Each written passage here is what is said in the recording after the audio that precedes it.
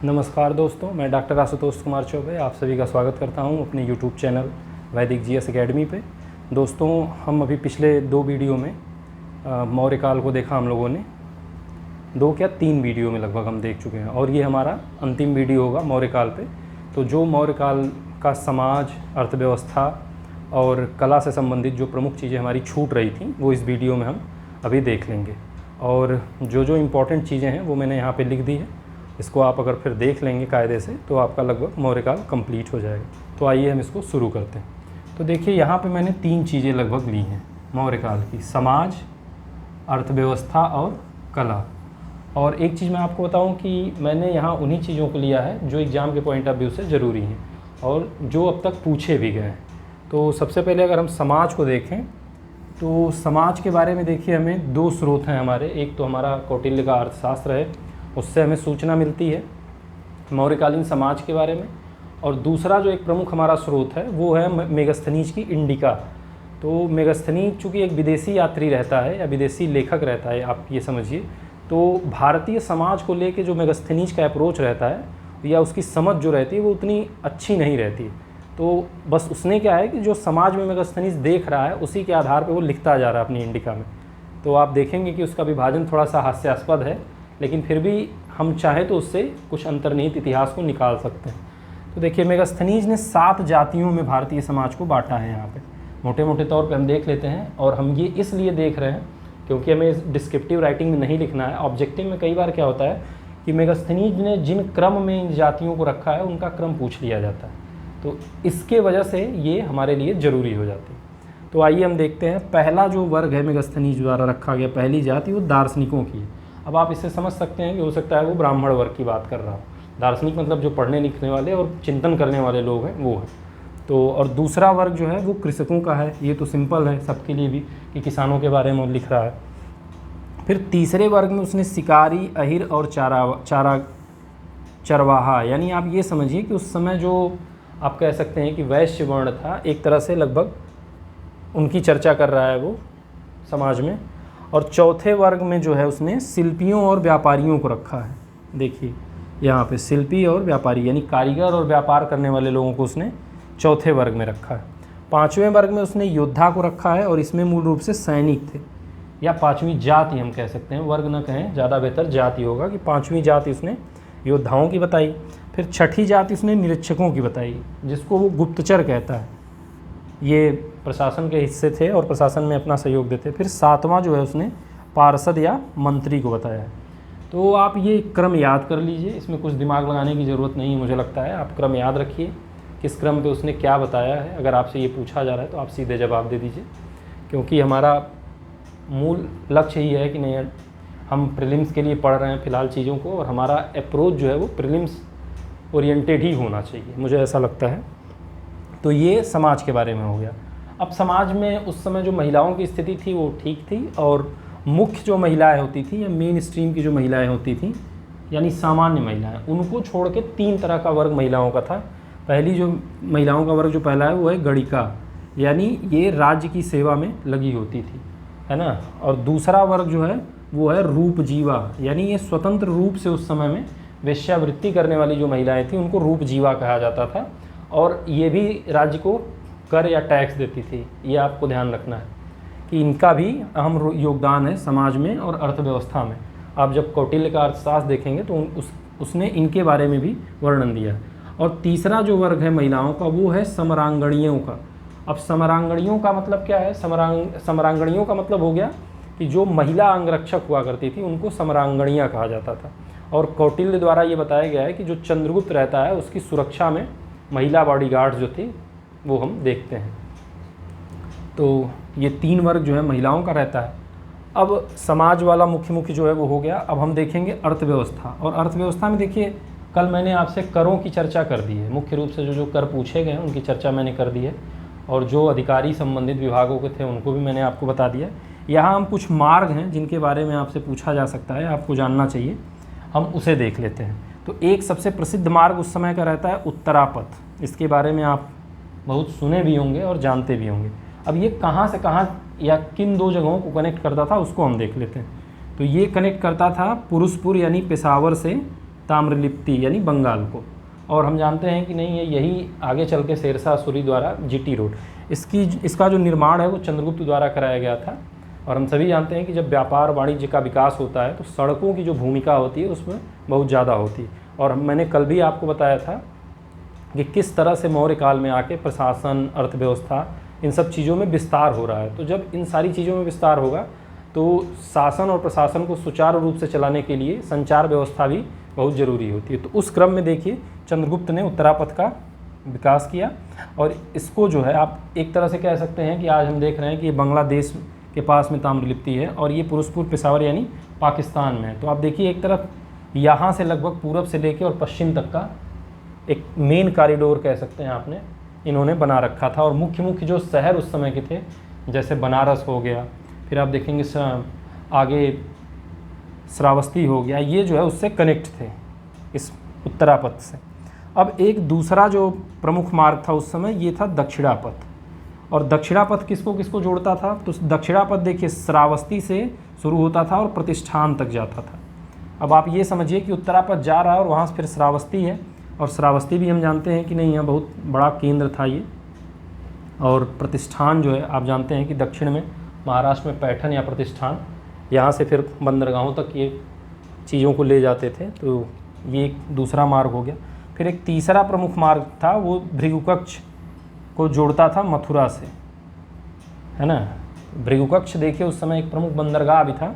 तो मथुरा भी एक बहुत बड़ा सेंटर था। आप ये देख सकते हैं कि कला और स्थापत्य के साथ साथ व्यापार का भी एक बहुत बड़ा केंद्र था मथुरा। तो यहाँ से सीधे पोर्ट तक ये चीज़ें जुड़ी हुई थी। फिर एक चौथा प्रमुख मार्ग जो था वो चंपा यानी आप देख रहे हैं बिहार में, और कौशाम्बी यानी उत्तर प्रदेश में, इसको कनेक्ट करता था। तो एक प्रमुख मार्ग ये भी हो गया। तो ये चार प्रमुख जो है मार्ग उस समय अवस्थित थे। अब इसके बाद देखिए कुछ मुद्राएं हैं जिनको आपको जानना चाहिए, क्योंकि कई बार सीधे परीक्षा में पूछा गया है उन मुद्राओं के बारे में कि किस धातु की मुद्राएं थी। तो देखिए 3 तरह की मुद्राओं का इस समय प्रचलन था। पहला है निष्क, ये सोने की या स्वर्ण की होती थी। दूसरा है पर्ण या धरण या कारसापर्ण, इसके 3 नाम थे। देखिए तीनों नाम आते हैं, पर्ण, धरण और कारसापर्ण। और पर्ण को भी पूछा जाता है कि किस धातु की थी। तो याद रखिए ये रजत यानी चांदी की मुद्रा थी और सबसे प्रचलित मुद्रा, क्योंकि हम देखते हैं कि मौर्य काल में जो वेतन देने का कार्य था वो पर्ण में ही काउंट होता है कि 6 पर्ण मिलता था, फिर 4000 पर्ण मिलता था, 12000 पर्ण मिलता था, 60 पर्ण मिलता था। इस तरह के जो हमें विवरण मिलते हैं वो पर्ण में मिलते हैं। तो मौर्य काल की प्रमुख मुद्रा जो है ये पर्ण ही थी। इसके बाद मासक या काकड़ी, इसका भी उल्लेख मिलता है और ये ताम्र या तांबे की मुद्रा थी। तो हमने देखिए समाज और अर्थव्यवस्था देख लिया। अब इसके बाद हम आते हैं मौर्यकालीन कला पे। तो पहली बार देखिए कि मौर्य काल में जो है कला को पाषाण के ऊपर बना के उसे स्थायित्व रूप दिया गया।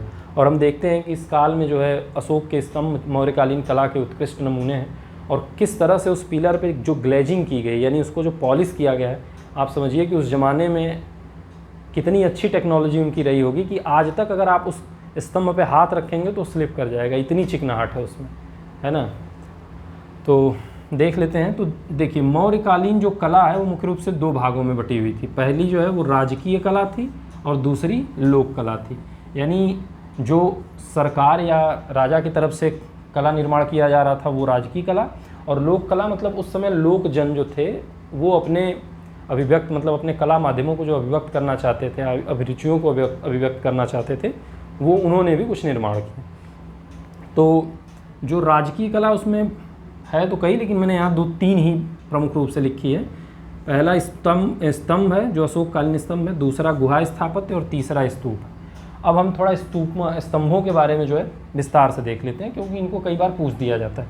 तो देखिए अशोककालीन जो स्तंभ होते हैं वो मोनोलिथ है और एक बहुत बड़ा देखेंगे आप पिलर है करीब 30-40 टन का, और काफ़ी ऊंचाई भी होती है। और उस स्तंभ के 2 भाग हैं, एक तो जो पिलर है और उसके ऊपर एक चौकी बना के उस पर कुछ आकृतियाँ बनाई गई हैं जानवरों की, है ना। तो 2 भागों में बटा हुआ है। तो विशेष रूप से किस स्तंभ पे कौन सा जानवर या कौन सी आकृति बनी है ये भी पूछ लिया जाता है। तो आइए देखते हैं।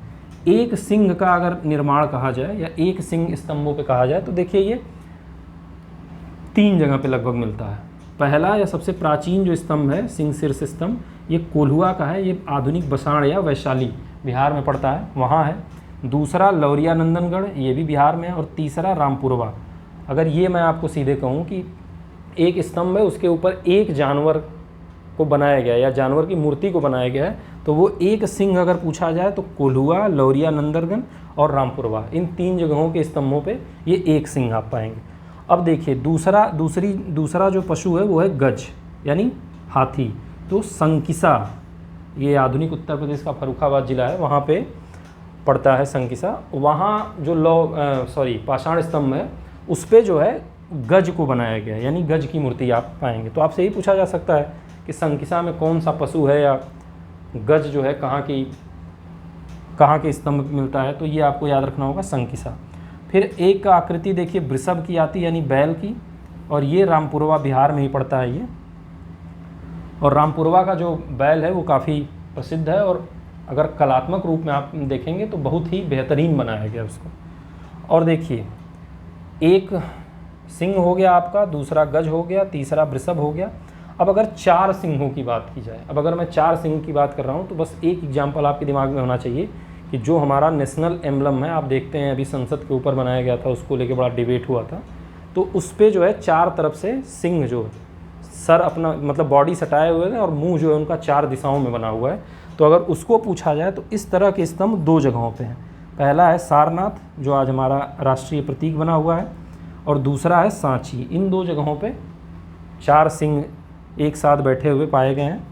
और उसके बाद देखिए जो लुम्बिनी का स्तंभ है उसमें माना जाता था कि अश्व था, ये है नहीं अभी वर्तमान में, इस पर किसी पशु या किसी भी मूर्ति का कोई अवशेष नहीं है, लेकिन ऐसा अनुमान है विद्वानों का कि ये अश्व था।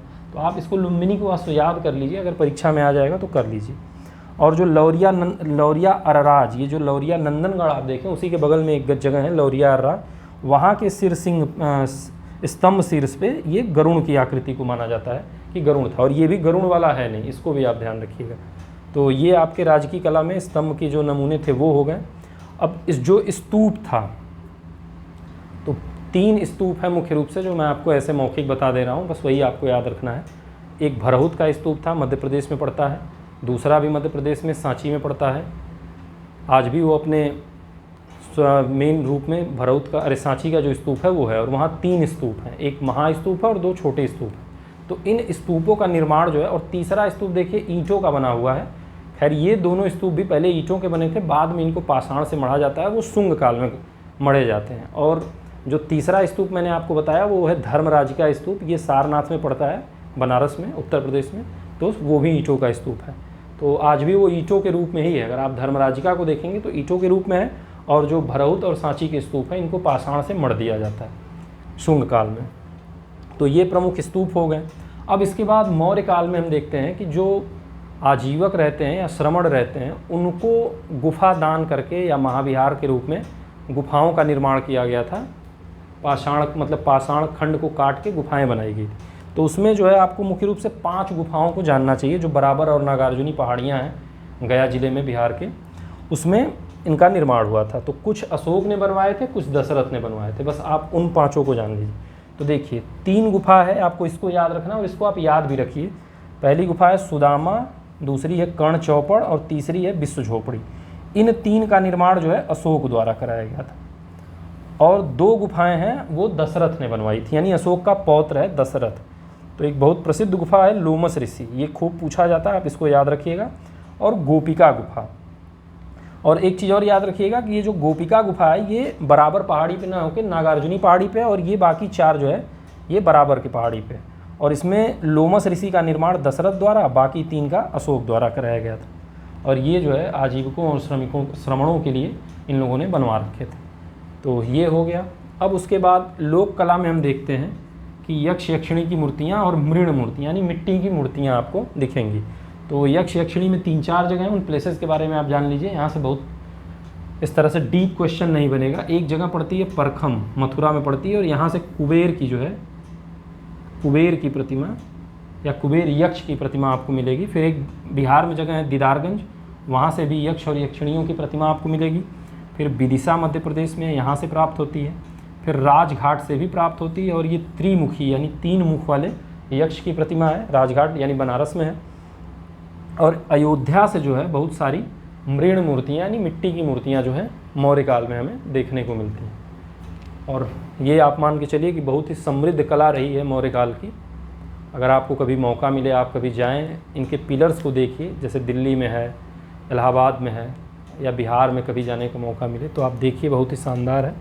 और मुझे लगता है कि जो जो ज़रूरी चीज़ें थी समाज, अर्थव्यवस्था और कला से मौर्य काल की, उनको मैंने आपको बता दिया है। और इस तरह से जो है मौर्य काल का चैप्टर हमारा यहीं ख़त्म होता है। अब आगे जो है कल का जो हमारा वीडियो होगा वो होगा मौर्योत्तर काल पे। अब उसमें भी मैं देखता हूँ कि 2 या 3 वीडियो ज़्यादा से ज़्यादा बनना चाहिए, और उसमें जो ज़रूरी बातें हैं प्रीलिम्स के लिए वो मैं आपको दे दूँगा। धन्यवाद।